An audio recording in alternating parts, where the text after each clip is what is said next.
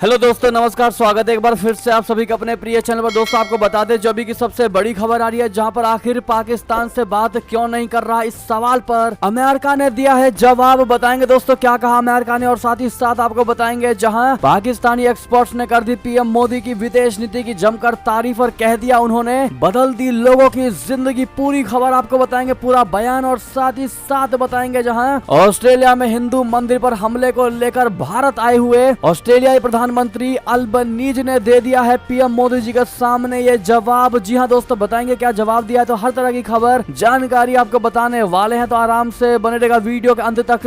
और अभी खबरों में आगे बढ़ने से पहले हमेशा की तरह अपने भारत देश का जमकर समर्थन करते दोस्तों, और मानते हैं कि भारत देश पूरे विश्व में सबसे बेहतर देश है, नंबर 1 कंट्री है। तो इस वीडियो को भी कर दीजिए लाइक, चैनल को कर दीजिए सब्सक्राइब, बेल आइकन दबाइए, साथ ही कमेंट बॉक्स में लिख दीजिएगा जय हिंद। जी हाँ, तो चलते हैं पहली और सबसे बड़ी खबर की तरफ, जहां क्यों पाकिस्तान से बात नहीं कर रहा भारत, जिस पर पाकिस्तानी पत्रकार के सवाल पर अमेरिका ने दिया जवाब। बता दें अमेरिका ने गुरुवार को जोर देते हुए कहा है कि भारत उसका वैश्विक रणनीतिक साझेदार है और वो भारत और पाकिस्तान के बीच लंबे समय से चले आ रहे विवादों को हल करने के लिए रचनात्मक बातचीत का समर्थन करता है। हालांकि अमेरिका ने साफ कर दिया है कि ये फैसला दोनों पड़ोसी देशों को खुद लेना है। अमेरिका की ओर से यह बयान ऐसे समय में आया है जब पाकिस्तान ने भारत में हो रहे शंघाई सहयोग संगठन के सदस्य देशों के मुख्य न्यायाधीशों की बैठक में आने से इनकार कर दिया है। ये बैठक 10 से 12 मार्च तक नई दिल्ली में होगी। Pakistani news channel ARY news के पत्रकार जहां जैब अली ने अमेरिकी विदेश मंत्रालय के प्रवक्ता नेड प्राइस से पूछा कि पाकिस्तान ने कई बार भारत के साथ शांति वार्ता करने की पेशकश की है, लेकिन भारत सरकार इससे बचने की कोशिश करती है। इसीलिए जब आप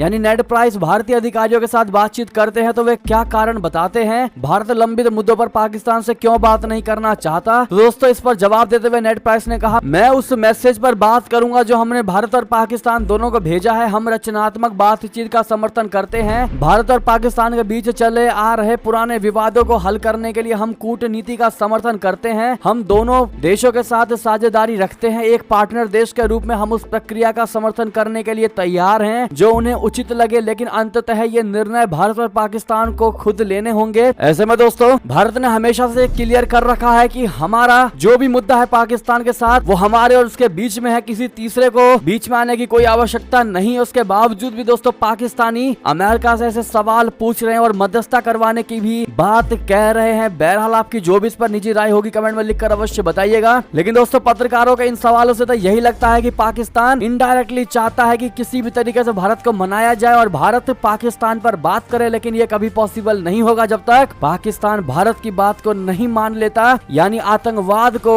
मुक्त करके नहीं दिखा देता, तब तक कोई बात नहीं होने वाली है। चलते हैं दोस्तों एक और खबर की तरफ, जहां पाकिस्तानी एक्सपर्ट्स ने की पीएम मोदी की विदेश नीति की तारीफ। कहा उन्होंने बदल दी लोगों की जिंदगी। बता दें पाकिस्तानी विदेश नीति के विशेषज्ञ उजैर यूनुस ने अपने हाल ही में भारत के दौरे पर आए थे। उन्होंने पाकिस्तान के एक यूट्यूब के शो में भारत के दौरे के बारे में बात की। उन्होंने कहा कि भारत में घूमने के वक्त उन्हें ऐसा लगा जैसे वो किसी फ्यूचर में ट्रेवल कर रहे हो। उजैर यूनुस ने कहा कि पाकिस्तानी लोगों को पॉलिटिक्स के लिए झूठी बातें फैलाई जा रही हैं, उन्हें नफरत सिखाया जा रहा है। ANI के रिपोर्ट के मुताबिक उजैर यूनुस भारत यात्रा के दौरान डिजिटल प्रोग्रेस और सेक्युलर मुद्दों के बारे में बात की। इसके अलावा पाकिस्तान में बढ़ती महंगाई पर भी चर्चा की। उजैर यूनुस अटलांटिक काउंसिल के साथ एशिया सेंटर में पाकिस्तान इनिशिएटिव के निर्देशक हैं। उन्होंने द पाकिस्तान एक्सपीरियंस नाम के एक निजी यूट्यूब चैनल के पॉडकास्ट में भारत से जुड़ी बातों के बारे में चर्चाएं की। उन्होंने कहा कि भारतीयों में इट्स ओवर मूवमेंट वाला एटीट्यूड है। उनमें ये एटीट्यूड बुनियादी ढांचे के विकास में निवेश और अर्थव्यवस्था को डिजिटल बनाने की कोशिश की वजह से आया है। यूनुस ने कहा कि भारतीय लोगों में बहुत एनर्जी है, वे पॉजिटिव सोचते हैं, उनमें अभी नहीं तो कभी नहीं वाली सोच है। उन्होंने कहा कि जब वो मुंबई में थे तो उन्होंने देखा कि वहाँ के मोची से लेकर पान वाले डिजिटल पेमेंट का इस्तेमाल करते हैं, इसको लेकर और देखकर वो बहुत प्रभावित हुए। जी हाँ दोस्तों, उन्होंने पीएम मोदी की भी तारीफ करते हुए कहा कि भारत में नरेंद्र मोदी के नेतृत्व वाली NDA सरकार के तरफ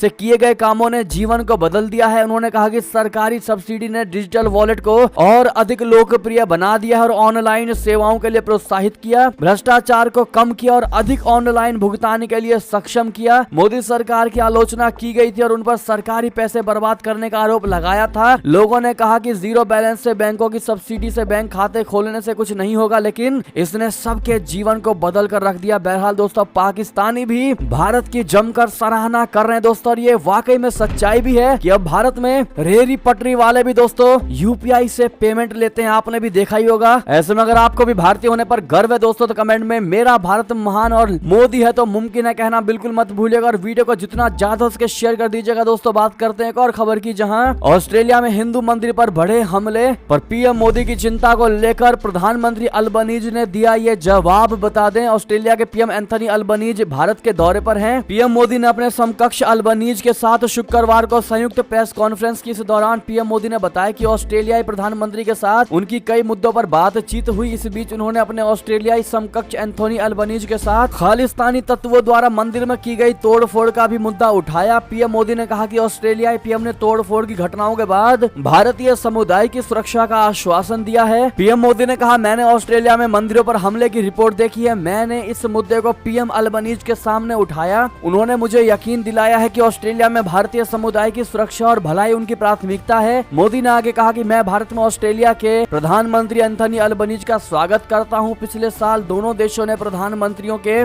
स्तर पर वार्षिक समिट करने का निर्णय लिया था। प्रधानमंत्री एंथनी अल्बनीज की इस यात्रा से इस श्रृंखला शुभारंभ हो रहा है। मोदी ने कहा कि भारत में उनका आगमन होली के दिन हुआ, उसके बाद हमने मिलकर खेल के मैदान में कुछ समय बिताया। रंग, संस्कृति और क्रिकेट का कार्यक्रम भारत और ऑस्ट्रेलिया की मित्रता के जोश का उत्तम प्रतीक है। जी हाँ, साथ ही साथ एक और खबर आपको बता दें, जहां पर शरारत और प्रोपेगेंडा से जुड़ी बड़ी खबर दोस्तों, कश्मीर में मीडिया की आजादी पर न्यूयॉर्क टाइम्स में छपे लेख पर बरसी मोदी की सरकार। बता दें जम्मू कश्मीर में मीडिया की आजादी छीने जाने के आरोप वाले एक लेख को छापे जाने पर भारत सरकार ने अमेरिकी अखबार न्यूयॉर्क टाइम्स पर जमकर हमला बोला। सूचना एवं प्रसारण मंत्री अनुराग ठाकुर ने शुक्रवार को न्यूयॉर्क टाइम्स में छपा लेख शरारतपूर्ण है। उन्होंने कहा कि इस अखबार ने भारत के बारे में झूठ फैलाने की कोशिश की है। उन्होंने कहा कि न्यूयॉर्क टाइम्स का ये लंबा इतिहास रहा है, वो बिना तटस्थ रहे भारत के बारे में कुछ भी छापता रहा है। न्यूयॉर्क टाइम्स का कश्मीर में प्रेस की आजादी पर छपा कथित लेख भारत के बारे में प्रोपेगेंडा फैलाने का एक उदाहरण है। उन्होंने कहा कि न्यूयॉर्क टाइम्स के लेख का एकमात्र एजेंडा भारत के बारे में प्रोपेगेंडा फैलाना और उसके लोकतांत्रिक मूल्यों एवं संस्थानों को बदनाम करना है। अनुराग ठाकुर ने कहा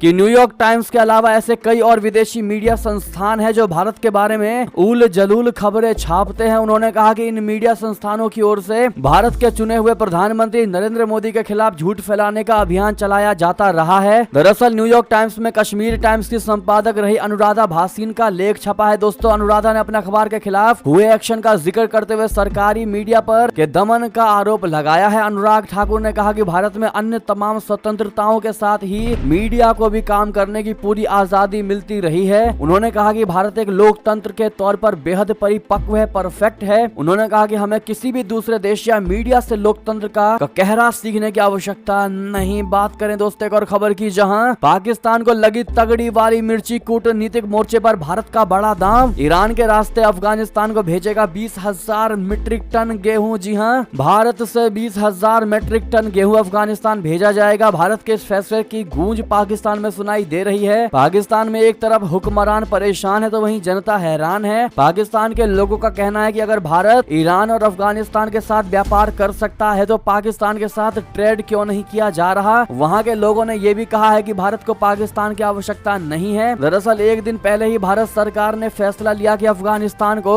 20,000 मीट्रिक टन गेहूं भेजा जाएगा, वो भी फ्री में। दोस्तों इसकी डिलीवरी ईरान के चाबहार पोर्ट के जरिए होगी। दिल्ली में India central Asia joint working group की बैठक के बाद इसकी घोषणा की गई। अब यहाँ से सबसे बड़ा सवाल ये है कि भारत अफगानिस्तान को गेहूं पाकिस्तान के रास्ते क्यों नहीं भेज रहा। बहरहाल अगर आप जवाब जानते हैं दोस्तों तो कमेंट में लिखकर अवश्य बताइएगा। देखते हैं इस पर क्या जवाब देती है हमारी भारत की जनता, क्योंकि भारत ने दोस्तों जितनी बार पाकिस्तान से रास्ता देने की बात पूछी है दोस्तों, हर बार पाकिस्तान ने एक बार में 2 बार 3 बार नखरे दिखाए हैं दोस्तों, और ये भी बड़ा कारण हो सकता है। आपको कोई अन्य कारण लगता हो तो जरूर बताइएगा। बात करें खबर की, जहां यूनाइटेड नेशन में भारत ने पाकिस्तान को लगाई लताड़। कहा आतंकवादी मात्र आतंकवादी होते हैं, अच्छे या बुरे नहीं होते, इनको कृपया करके बांटा ना जाए। बता दें संयुक्त राष्ट्र में भारत ने पाकिस्तान को एक बार फिर से बुरी तरह लताड़ दिया। वैश्विक आतंकवादी रोधी रणनीति यानी GCTS की 8वीं समीक्षा वाले प्रस्ताव पर चर्चा करते हुए यूएन में भारत की स्थायी प्रतिनिधि रुचिरा कंबोज ने खुलकर आतंकवाद को लेकर अपनी बात रखी। उन्होंने साफ कहा कि आतंकवादी सिर्फ आतंकवादी होते हैं, अच्छे या बुरे नहीं होते हैं। आतंकी घटनाओं के पीछे की मंशा के आधार पर आतंकवादियों को बांटना बेहद खतरनाक है। इससे वैश्विक स्तर पर आतंकवाद के खिलाफ चल रही मुहिम प्रभावित होगी। अगर आप भी मानते बिल्कुल सही जवाब दिया गया है दोस्तों, तो आप लोग भी पाकिस्तान को जवाब जरूर दीजिएगा। साथ ही साथ दोस्तों, ये थी अब तक की सारी बड़ी खबरें। आपको हमारी खबर कैसी लगी? आशा करता हूँ बहुत अच्छी लगी होगी। अगर थोड़ी भी अच्छी लगी तो इस वीडियो को भी अपने भाई बंधुओं में व्हाट्सएप, फेसबुक, ट्विटर के जरिए पूरे भारत में शेयर करना बिल्कुल मत भूलिएगा। और अभी कर दीजिए इस वीडियो को लाइक, चैनल को कर दीजिए सब्सक्राइब, बेल आइकन दबाइए। साथ ही कमेंट बॉक्स में लिख दीजिएगा जय हिंद जय भारत। तो मिलते हैं आपसे अगली बड़ी खबर में, तब तक के लिए अपना ख्याल रखिएगा। आप सभी का बहुत बहुत धन्यवाद साथ देने के लिए, साथ बने रहने के लिए। जय हिंद जय भारत।